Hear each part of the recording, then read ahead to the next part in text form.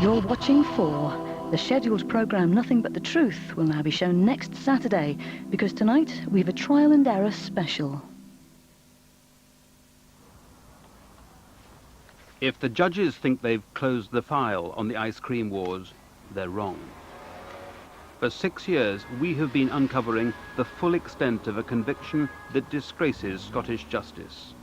And now at last, we can reveal it.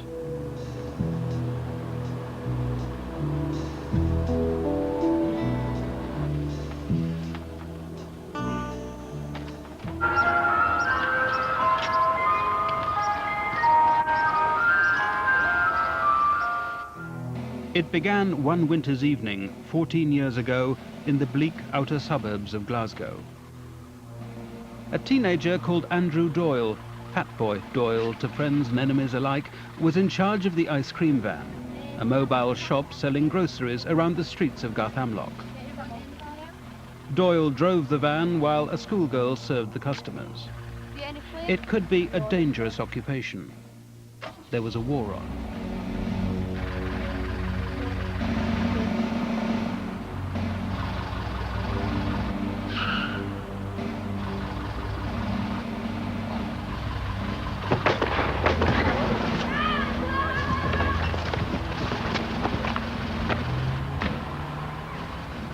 Fat Boy Doyle survived this battle of Glasgow's ice cream wars, only to lose the war itself. In Easter week 1984, he was murdered. So were 5 other members of the Doyle family who died after someone set fire to the flat in which they lived. It was a crime with consequences that were to spread beyond the tragedy itself. For we believe that those responsible have never been brought to justice, and that 2 men innocent of it have already spent more than a decade behind bars. Now we can tell the full story of a crime that shocked Scotland, and of a conviction which, to the despair of many who believe in the superior quality of Scots justice, was upheld this week.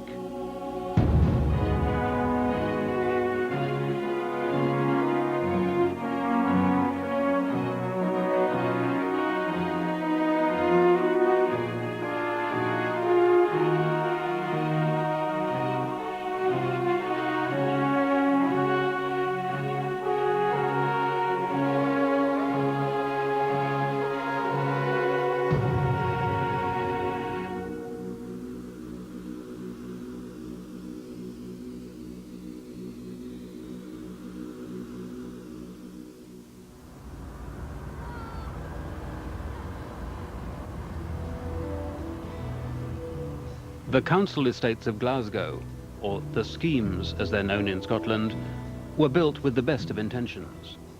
An escape from the squalor of Victorian slum tenements, a chance to breathe fresh air, a place to bring up children free from disease, poverty, crime and corruption. That was the intention. These are the schemes.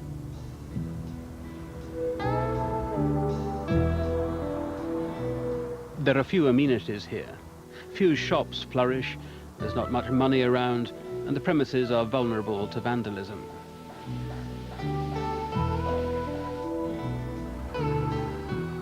So the travelling vans provide a necessary service.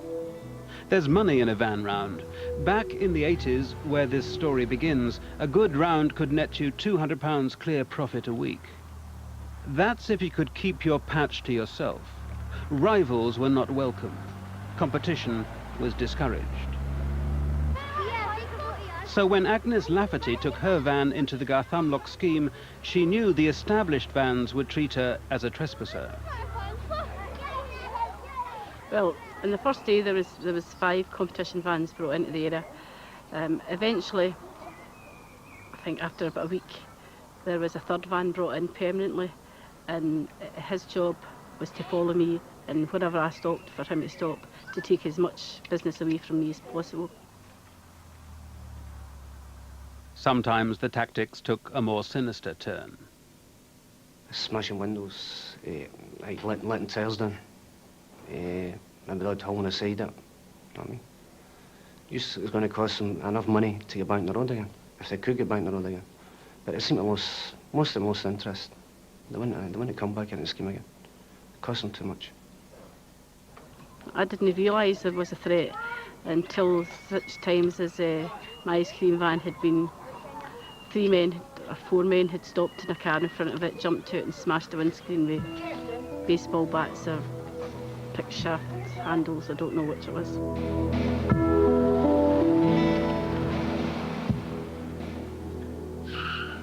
But the shotgun attack on Fat Boy Doyle's van represented a significant and terrifying turn for the worse. I was standing at the living room window and I looked out the window and there was a machete ice cream van parked up next to that white car up there. Just where that white car is? Yeah, and a brown, beigey coloured big car drove up beside the ice cream van. And somebody came out the passenger seat with something like fire on him, and were out in front of the van and shot at the window. And 7 weeks after the shotgun attack against Fat Boy Doyle's van, the violence reached a terrible climax.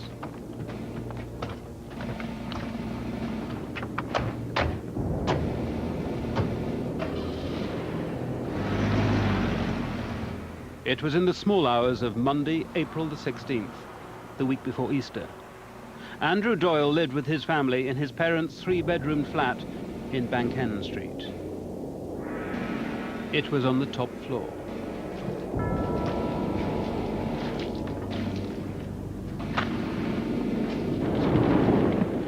The flat was unusually crowded that night. 6 people died in the fire, one of them a child of 18 months. There was like a banging, a loud banging, then just heard all the glass smashing. It must have been the fire, the heat breaking the glass, and then we heard the screaming, the shouting for help. There was a boy actually who ran right up the stairs and tried to get in, but he couldn't get in. The flames were too fierce. The guy was beaten back right away. There was no way he could get in. He had to get himself killed if he even went near it. And the black smoke itself, because when a couple of the family were brought out to the ambulance, some of them were only in their shorts, and their whole bodies were pure black with smoke. Glasgow's a tough city, it's seen a lot, but there was shock at the wanton ferocity of this attack on an innocent family. A team of 50 police officers was seconded to the Ice Cream War's murders. Over the weeks, they'd interview some 1,500 people, take 4,000 statements. Bank Street, the scene of the fire, overlooks Barlinnie Prison, one of Scotland's toughest jails. Hardened criminals, or Neds as they're known north of the border, know that even behind bars they have one negotiable asset: information. Barlinnie's Sea Hall is an unofficial clearinghouse for criminal gossip. And there was one prisoner who seemed to have a lot to say about the Doyle family fire.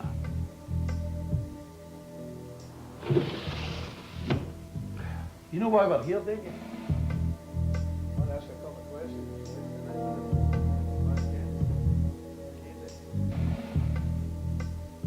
William Love was in prison on suspicion for an armed robbery. He told the police he'd been part of a campaign against Doyle. He said he'd been paid by a relative of a local hard man who also ran a van, Thomas Campbell, known locally as TC. And more critically, Love told them he had information about the fire in which the Doyle family died, the first real lead the police had in the case. Love said he'd overheard a conversation in a local bar, the Netherfield. 3 weeks before the fire, Love said there'd been talk of setting fire to the door of the flat where Doyle lived to give him a fright. Among the plotters, TC, Thomas Campbell, that name again. Love had a string of convictions for serious crimes and was facing a long sentence on the armed robbery charge. After helping the police, and unusually given the gravity of the charge he was facing, Love walked free after objections to his bail were suddenly dropped. The authorities said they'd freed him for his own protection. The underworld assumed a deal. Love had grassed up a couple of other Neds in a deal for freedom. And so does one of Glasgow's leading criminal lawyers. No doubt whatsoever about that. He lied, and he made a deal with the prosecution. When the High Court refused bail, to someone who's charged with armed robbery on the basis that he's too dangerous to inflict upon the public, and all of a sudden the prosecuting authorities who are opposing his bail withdraw that opposition, that's a deal. It has to be a deal. There's no other word for it. Whatever the motive for his cooperation, the villain love story was backed up by a man the police pulled in, Joseph Granger. He too had a criminal record.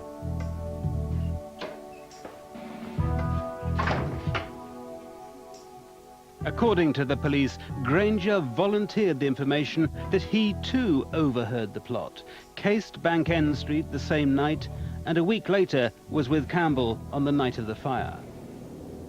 Campbell, he said, had waited with another man by a wall while he'd gone off with a criminal called Joseph Steele. Granger's job was to keep edgy, look out, at the bottom of the stairs, while Steele and another man went upstairs to the flat to douse the door with petrol.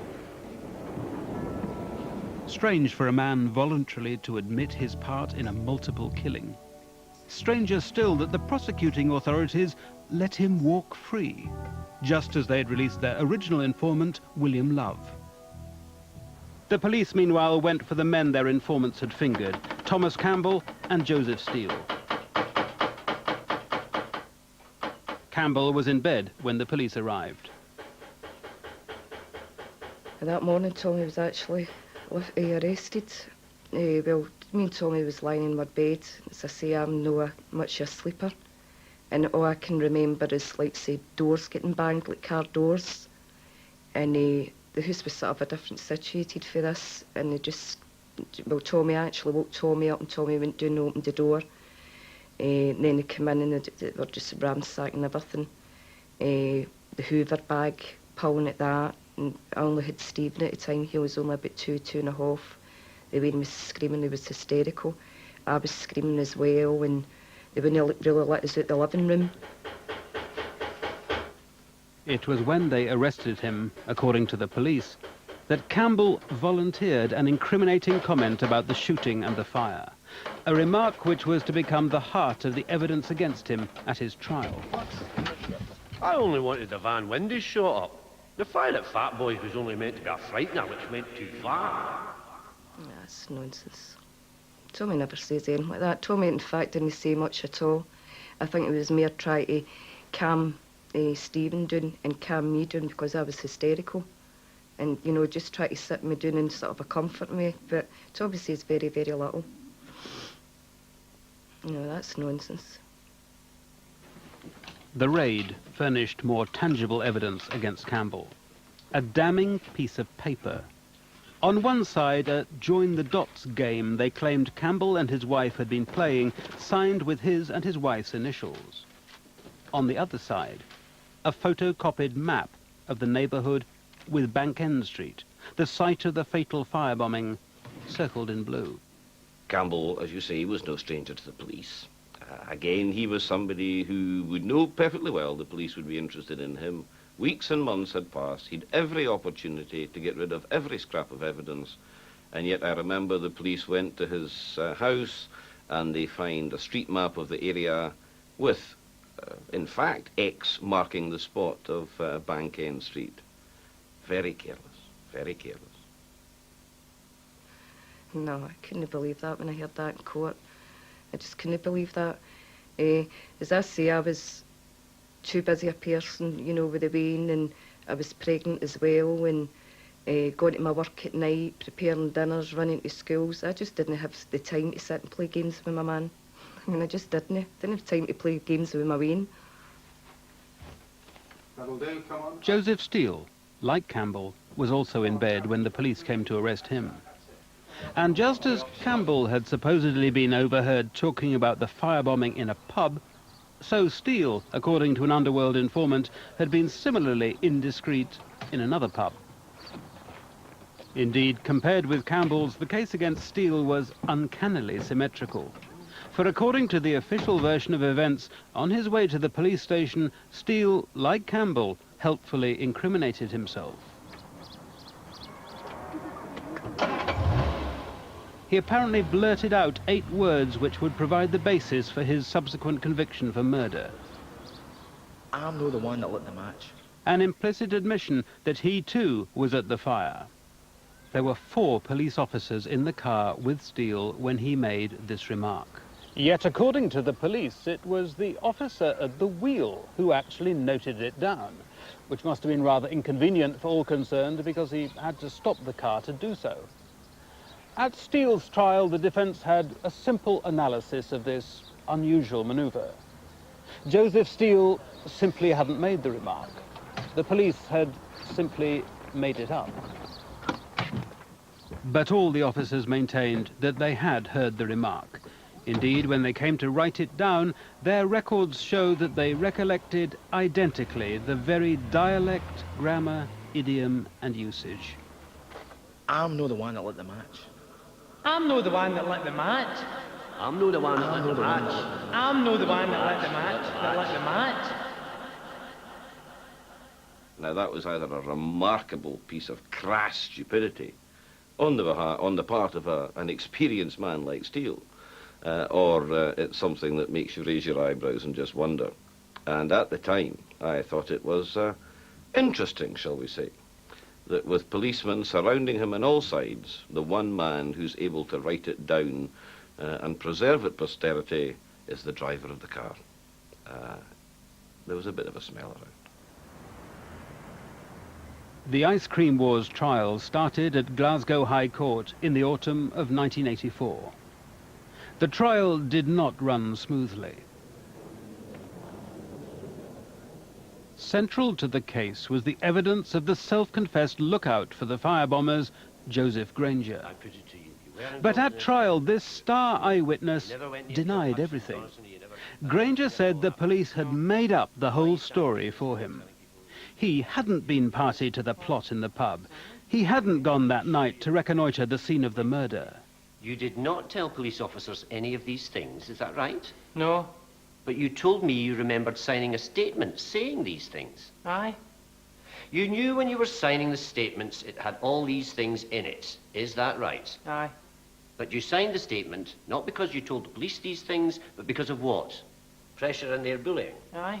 Do you want the ladies and gentlemen to believe that according to everything I've put to you, it was invented by police officers? I swear on my mother's life I had all to do with that fire. It was plain that there was something seriously wrong with the case, because the prosecution then jumped from what was to be the Granger account of the case, in which Mr. Campbell, for example, was meant to be standing over the fire while it was being set. They jumped from that to another account, which was, well, Mr. Campbell was probably sitting at his home and having organised it. And they jumped to that position on the basis of the evidence of William Love. Can I ask you this? So Love was now the centrepiece of the prosecution case, with his story of hearing Campbell and Steele plotting the lethal attack in the pub. And central to that story was the date the plot was hatched, a date Love indicated when he gave evidence at the trial. Can I ask you this, Mr. Love? In March of this year, were you present in the Netherfield bar when there was a conversation about Fat Boy or Andrew Doyle? Yes, sir. Can you remember which day of the week it was? I would say it was the weekend, sir, or near the weekend. What do you mean by that in terms of days? Friday, Saturday. If Friday and Saturday were the 23rd and 24th of March, could it have been either of those dates or one or other of them? Could have been, sir. Yes. The judge accepted that the case stood or fell on Love, who was either telling the truth or had managed to hoodwink the entire system of Scots justice. There is insufficient evidence to convict unless you accept the evidence of Love.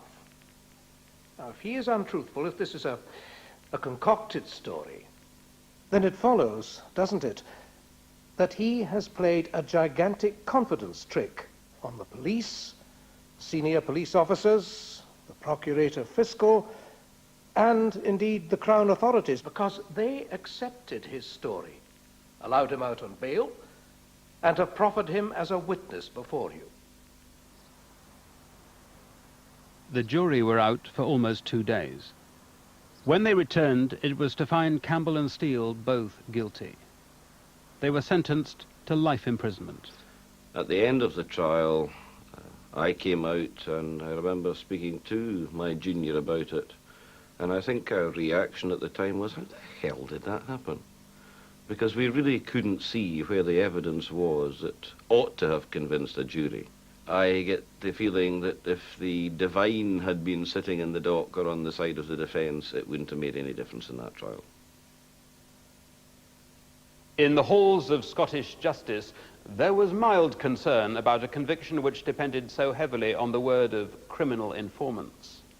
But that's as nothing to the avalanche of anxiety that was to follow.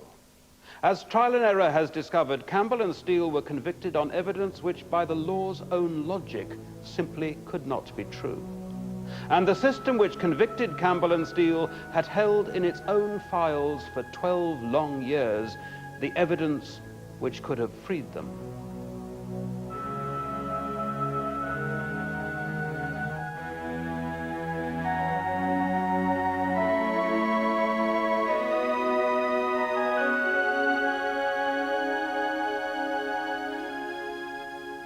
I say to the judge, I says, you've sentenced me to life for a crime I never done. And he just looked at us, but deep down I was wanting to scream. This can't be happening. This isn't right. Nobody wins here. There's no winners. There's no victors here. The Doyle family are dead. The innocent are locked in prison. Their families have suffered. The Doyle families have suffered, and the public have been robbed of justice.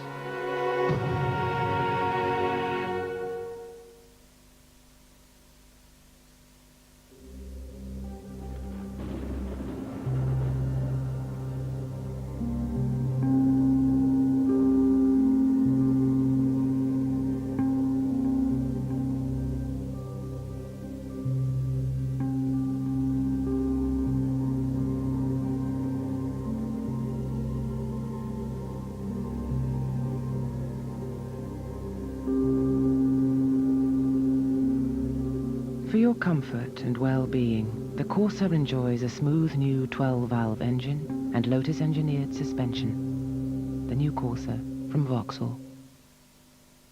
Another thing, Summerfield's own stuff is pretty good. I mean, take this. Does a great job. But it costs less than the big names, which is handy.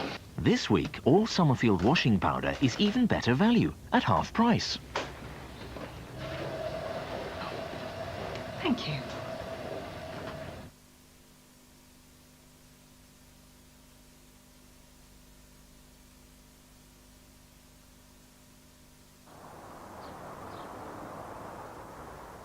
Thomas Campbell grew up in a tough neighbourhood. He was the toughest of them all. A lot of people were frightened of his reputation because he wasn't scared for anybody. And if you come up against him, you knew you'd come off worse. Well, he was the best fighter. He could fight anybody in a square go. That's without a weapon. He was good at fighting, or with a weapon he was excellent. He would come up against him and last long anyway. When you say he was excellent with a weapon, explain. And he was good at fighting. Hardly ever then he got the better of him in a battle. Opposite gangs, when they seen him, they would usually run. If he was at the front of their gang, he usually was. First into the battle. And weapons were what? Knives, hammers, axes. Axes? Uh-huh.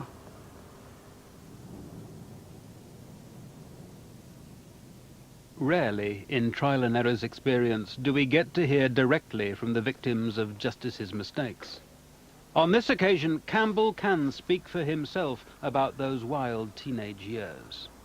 You look back on it and you see it's absolute madness and lunacy, because it was like cowboys and Indians with real weapons, and people were being seriously injured, and a lot of my friends were killed, and a lot of people that I was involved in were near to death. I was near to death on a few occasions myself. I was butchered a couple of times myself. I've been hit with axes, I've been bayoneted, I've been hit with swords, open razors, every conceivable weapon you can think of, meat cleavers. And it's absolute madness. It's over nothing. It's for no gain or nothing to it. It's just absolute madness. Campbell claims he settled down after he got married and had children. His ice cream van business suggests he wasn't a master criminal, but he says the police wouldn't believe that he'd changed his ways. They didn't want to believe it. To them, I was, as far as they were concerned, public enemy number one. In another age, we'd have said that Thomas Campbell was born to be hanged, or at least to have spent a great deal of his life behind prison walls for some crime or another. But the murder of 6 people isn't just any crime. To do justice to something that terrible, the right people should be convicted for it. And to do justice to itself, the judicial system should convict not on the basis of bad character, but of good evidence. So how good is Love's evidence? The evidence where he swore to being in the Netherfield pub and hearing Campbell and Steele plot the attack. After all, when Granger collapsed as a witness, Billy Love became the core of the Crown's case. Love had told the police that he heard the conversation on the weekend of March the 23rd. But extraordinarily, another statement he'd already given the police meant that he couldn't have been in the pub at all.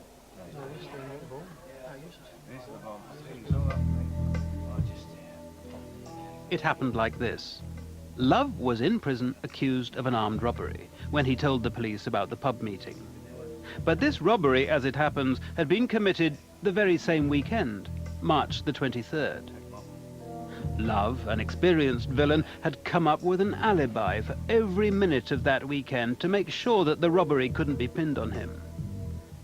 But that alibi account for the weekend of the robbery has not a word about any visit to the Netherfield pub.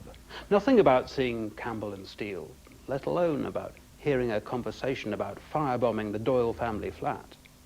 Yet this is the same weekend as the one when he told the police that he did hear the men plotting the crime in that pub. Both accounts of the same weekend can't be true. One way or another, common sense suggests that the central witness in the trial of Campbell and Steele is a liar. Were you present in the Netherfield bar when there was a conversation about Fat Boy? But when Campbell and Steele's case first went to appeal, though the court decided that Love's evidence was imprecise, it upheld the convictions. But perhaps they'd have thought differently had they known, as we have discovered, Billy Love's own involvement in the ice cream wars. Remember that shotgun attack on the ice cream van? A shooting witnessed by this woman who never gave evidence at court. Agnes, what do you know about who the man was with the firearm? It was my brother, William Love. Billy Love? Mm-hmm. How do you know it was him? Had he given you any indication that he might be doing that? Yeah, because he brought the gun into the house that evening. And I said to him, what are you going to do with that, Billy? And he says, I'm going to shoot Jimmy Mitchell's ice cream van just to frighten him, not to harm anybody, just to frighten him so they would move off the scheme. Did he show you the gun? Yeah, it was about that size, and it was sawed off at the end, like a sawn-off shotgun. It's about that. He had it in a black bin liner. So he shows you the gun that night, and then he leaves? Yeah. But does revealing Love as a gunman make his evidence any less reliable? There are 5 ways to prove William Love is a deliberate liar. First, we found that on no fewer than 3 previous occasions, Love has been found guilty of perverting the course of justice.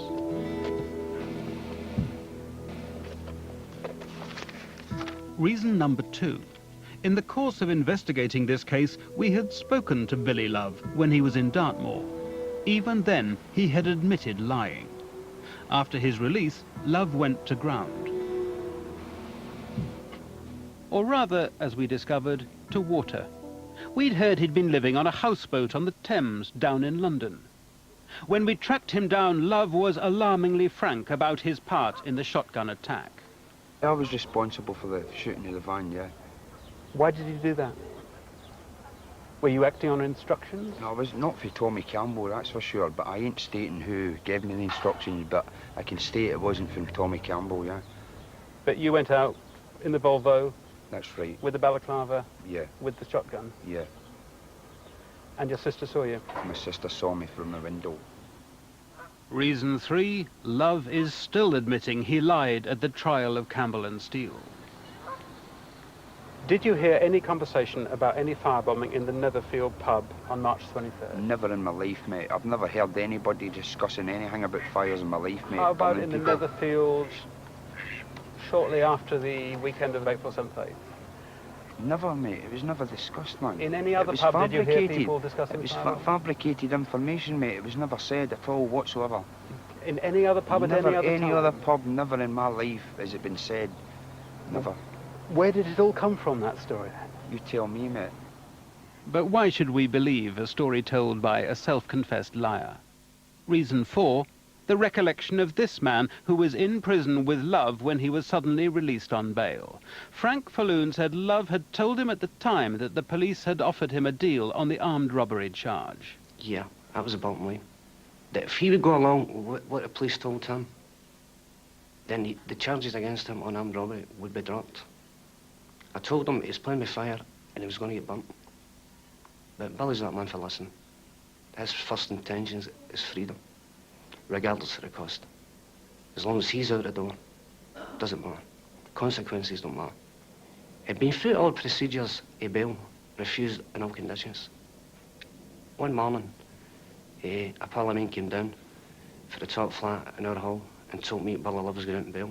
That only meant one thing, that he'd accepted the deal that the police offered him.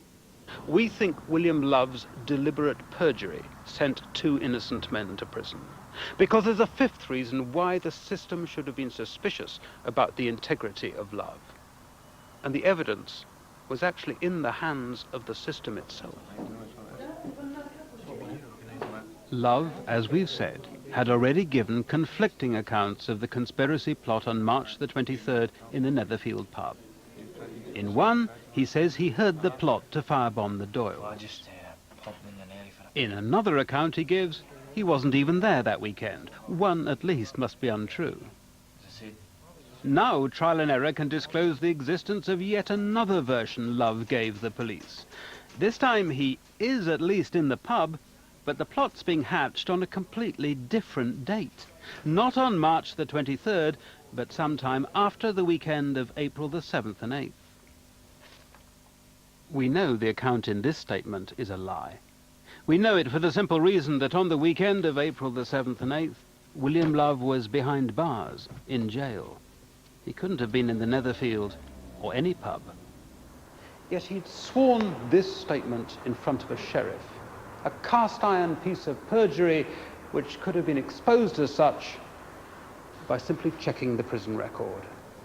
This lying statement, which was in the files of the prosecution, was dynamite. It could have blown apart the whole case against Campbell and Steele. But it didn't, because this potentially explosive piece of evidence simply wasn't disclosed to the defense.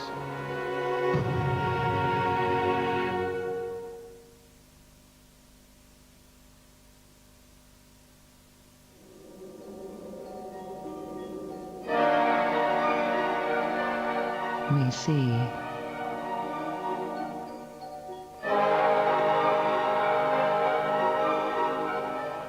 We hear. We feel. We can even sense things. But for some reason, some of us sense more than others.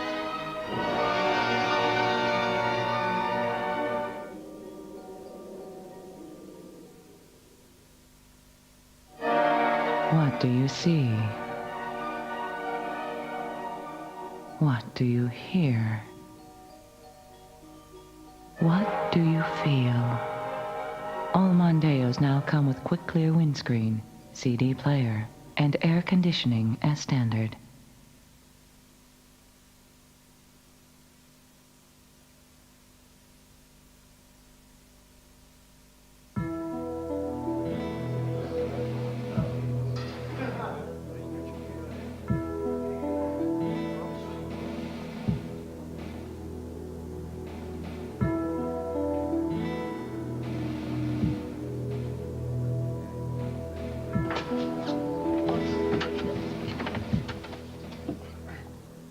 What do 12 lost years do to a man? The career criminal regards prison as an occupational hazard, the tax he pays on his trade. Both Campbell and Steele have done things they deserved to be punished for. Does it matter that this time they're paying dues, doing time for a crime they did not commit? Campbell has always protested his innocence. Refusing to eat prison food, he spent months on hunger strike and years in solitary confinement. When I wasn't eating, for instance, so there is no break up in the day, there is no breakfast time, there's no dinner time, there's no tea time, there's no supper time. So each day, each week, each month became the constant minute. There's no difference from the night and the day. There's no difference from when you sleep and when you don't sleep. It's just the perpetual minute to live within that time. And no time passes, and no time is coming forward, and no time is passing. It's just perpetually standing still. Did you expect to die? Yeah, I expected to die. Did you want to die? Didn't want to die, but I expected to die. There were occasions where after 97 days without food, they locked me in a cell and took away my tea bags. Because although I wasn't eating, I still had my own tea bags. I was drinking tea, black tea. So they took away the tea bags, took away my pens, my pencils, and my paper so that I couldn't write. So after 97 days without food, they took away, and I was 10 days without fluids. At that point, death would have been a blessing. Death would have been a blessing on many of the occasions, because there's a lot of pain, a lot of pain throughout the whole body, a lot of psychological pain. Over the years, Thomas Campbell has been no stranger to pain. 16 prison officers came into my cell, ring my cell, riot gear, batons, and just beat the living daylights out of me, handcuffed me behind my back, and jumped all over me, jumped my stomach, squeezed my testicles, kicked my ribs. Just a torture session. The official version was that I fell from a wall in an attempt to escape. And then the second version was that I'd suffered from appendicitis. And then finally they admitted what happened. I had to take that to civil court, and I won that in civil court. So you won compensation for having been assaulted by the prison service in jail, or agents of the prison service? Yes, he also got compensation for an infestation with lice in what was supposed to have been the hospital wing of Peterhead Prison. And these were bird lice which were crawling all around the bedding, and they infested and infected his wounds. How did he manage to get the evidence out about that? He stuck the lice in sellotape and sent me a letter saying, "Can you do something about it?" Joseph Steele did not campaign from inside the system. His protest against prison was repeatedly to escape from it. It was 24 hours a day. I was plotting and planning to protest. It didn't matter if I had a problem outside with my mother, my family, my girlfriend or a being. Constantly, I was trying to highlight my case. I think up other ways to bring it to the public's attention. Steele escaped 3 times, making his protest by handcuffing and supergluing himself to various prominent landmarks, such as Buckingham Palace. He then returned obediently to jail. At the end of the day, I think it was about the best thing I've ever done, because people started to take notice and say, well, here's a man, done me 6 murders, he's on a run for prison, he's out 4 days and he's closed himself at the gates. So, but I always knew anyway, for day one, if I were going in a position to escape, I would do it. And I always knew that I'd highlight my case and come back. You were asking to be sent back to prison, aren't you? Aye, I was just, my cry was, I'm innocent, please somebody listen, and somebody do something about it. The doubts about these convictions are not confined to the reliability of William Love. There should have been question marks too over the other central witness against Campbell and Steele, Joseph Granger. Granger was the man who'd originally told the police he was with Campbell and Steele on the night in question as part of the firebombing squad.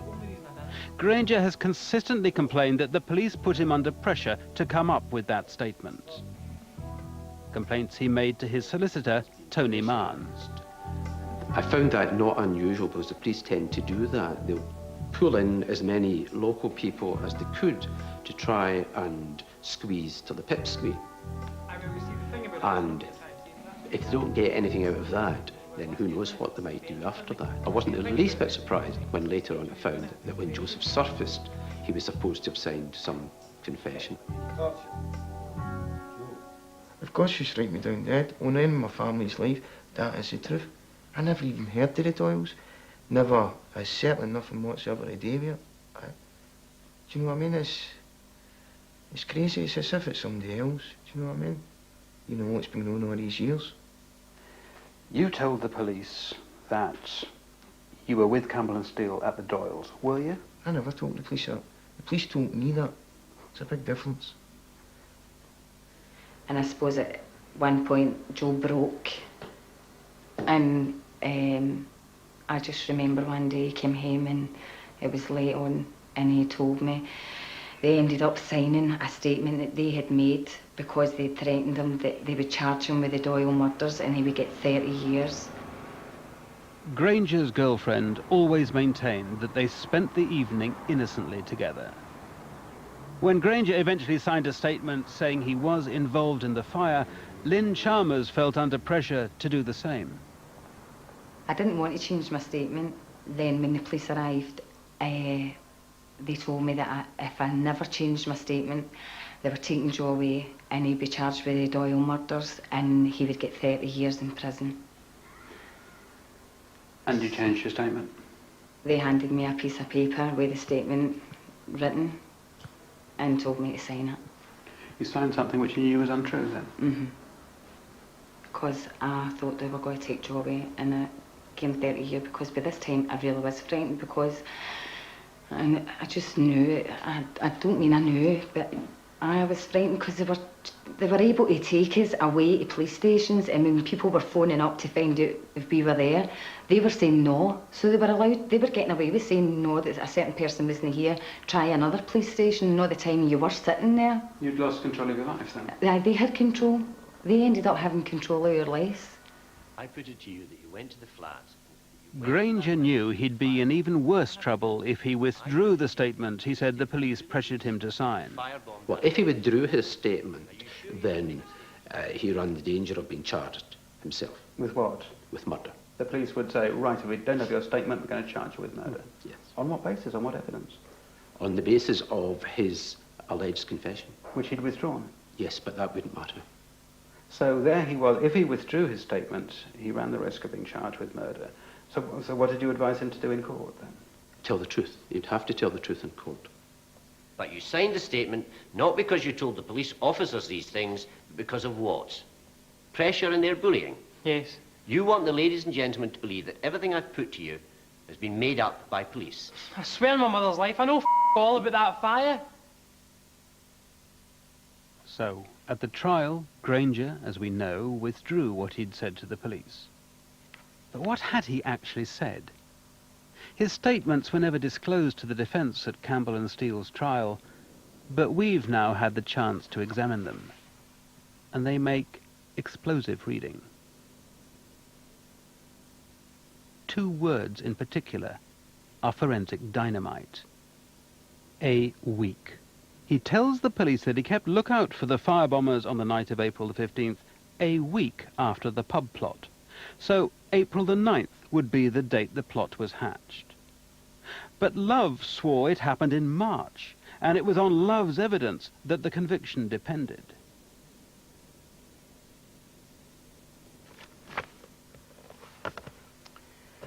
How could the Crown prosecute Campbell and Steele for murder with this contradiction at the heart of the evidence? And why wasn't this key contradiction disclosed to the defence? Historically, disclosure of evidence in Scotland has been a matter of discretion by the authorities, and this worries some legal experts. The problem with that is that experience has shown that the judgment of what is relevant or not lies with the Crown Office itself, and that therefore the defence can never be sure that the judgment of the Crown Office as to what should be made available to them or not is a sound judgment and one that benefits from the perspective of the defence. There's also the difficulty that even the Crown Office, even if it did operate a full system of disclosure, it itself isn't confident that it will have all the material given to it from the police, who will make a decision at ground level as to what to give or what not to give to Crown Office. So it's at the discretion of the police what they reveal to the prosecution, and it's at the discretion of the prosecution what they reveal to the defence. Can that be in the interests of justice? It's very problematic.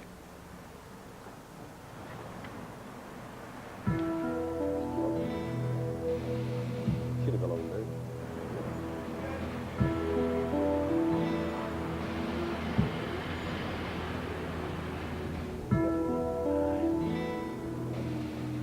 After he'd given evidence at Campbell and Steele's trial, Granger was arrested immediately. He was eventually convicted of perjury and sentenced to prison for 5 years, on the basis that his original police statement had been the truth and he was lying when he went back on it in court, which presents the legal system with a bit of a conundrum.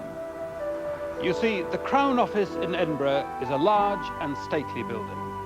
But even at the time, the offices of Scotland's top legal authorities were only within yards of each other. Yet in one office, they're prosecuting Joseph Granger for perjury on the grounds that he did hear the pub conversation about the firebombing one weekend in April, while in this office here, they're prosecuting Campbell and Steele for murder on the basis of William Love's evidence that the same pub conversation took place one weekend in March. Did no one notice this contradiction in the evidence that put 2 men away for 12 years? Did the Crown lawyers just not talk to each other? Well, it's difficult to believe there was a lack of communication. Scotland is a village, really, in a criminal justice system. It's a small village. People do talk. So it may have been known at the highest level in the prosecuting authorities that Granger was being prosecuted on the basis of one date, Campbell and Steele were being prosecuted on the basis of another, both dates supposedly being true, but one of them clearly a lie. You're saying that that may have been known by someone in the Crown Office? If it wasn't, a blinking well should have been.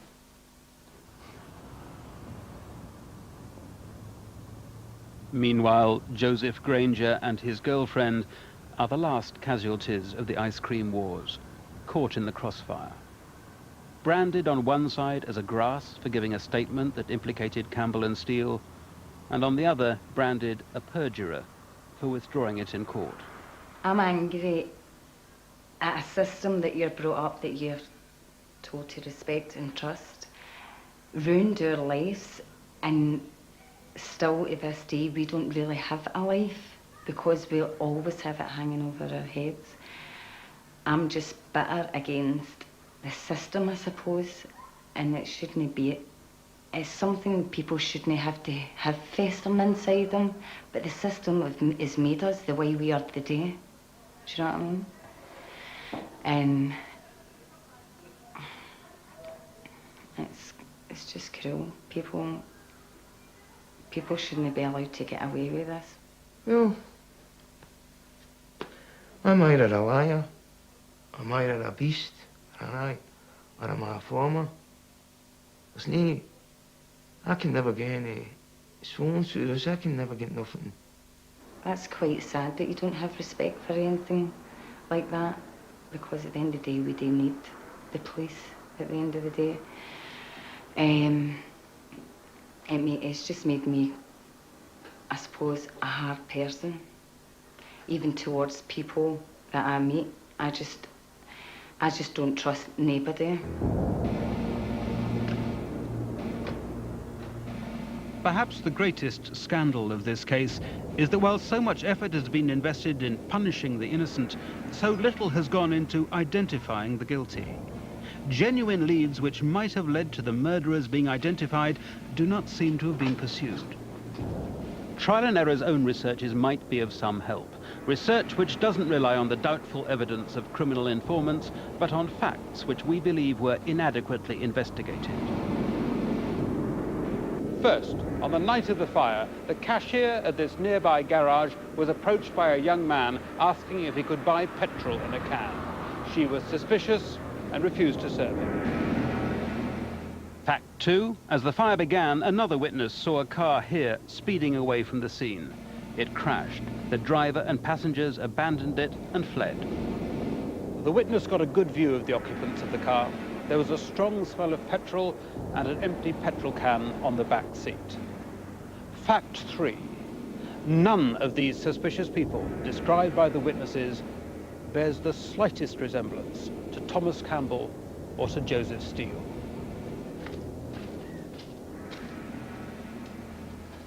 While we were working on this programme, the Secretary of State for Scotland referred the case of Campbell and Steele back to the courts. After 12 years in prison, the news came that they were immediately to be released. For more than a year of freedom, they waited for an appeal hearing most were confident they would win. That appeal was brought under new legislation which brought Scottish law into line with its English counterpart, allowing convictions to be reviewed when witnesses like William Love were retracting perjured testimony. I think it's a very significant case because it's an example of a case, a serious case, in which everything that could possibly go wrong has gone wrong from the point of investigation right through to the point of appeal. If those defects can be remedied, then I can't see that that would do any harm to Scottish judicial process and the respect which the public are entitled to have for that. This week, the case went back to appeal. In a judgment that to many in Scotland makes a mockery of the new legislation, the judges upheld the conviction. Thomas Campbell and Joseph Steele went back to prison. It wasn't that the three judges disbelieved what William Love and his sister were saying, just that for technical reasons, a majority of them decided they didn't even want to hear it. Well, I feel as if my country, I feel as if the law itself has been abused. Everything. I feel that I've got no trust in any authority whatsoever. Call himself an authority and I distrust them. As far as I'm concerned, these people see the truth as that whichever is most convenient at the time and have no conception of what the truth is and what that entails.